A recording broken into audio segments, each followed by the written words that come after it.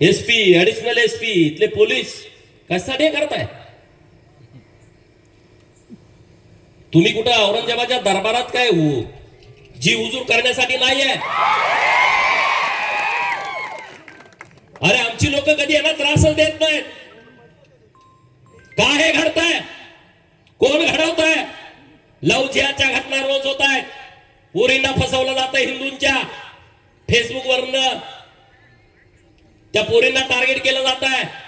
इंस्टावरनं नावं बदलायची, हिंदूंची नावं लावायची, हिंदू देवदेवतांचे फोटो इंस्टा आयडीला लावायचे, पोरींना एकदा जाळ्यामध्ये घ्यायचं, अन्याय अत्याचार करायचा, व्हिडिओ तयार करायचे, ते व्हिडिओ दुसऱ्या पोराला द्यायचे, त्याला परत व्हिडिओ करायचा, भीती घालायची, आईला दाखवतो, वडिलांना दाखवतो, तिसऱ्याला द्यायचा. काय प्रकार आहे?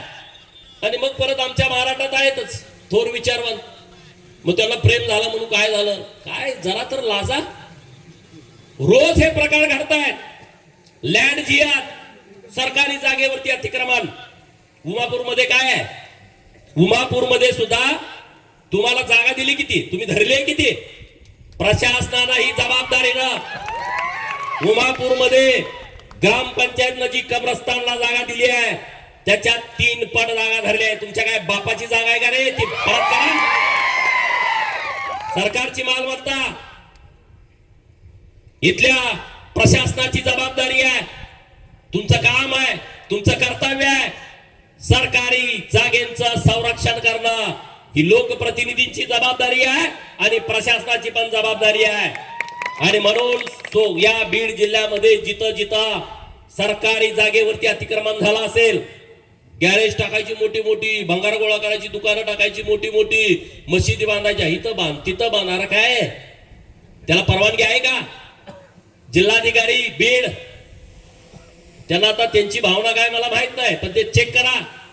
प्रार्थना स्थळ कुठं कुठं आहेत, त्याला परवानगी आहे का? ती जागा दिली आहे का? त्या जागेची परवानगी दिली आहे का? ते बांधकाम कुठून झालं? ते पैसे आले कुठून? अरे आम्हाला सभा मंडप बांधायचं म्हणलं तर आमदार खासदाराकडे जावं लागतंय.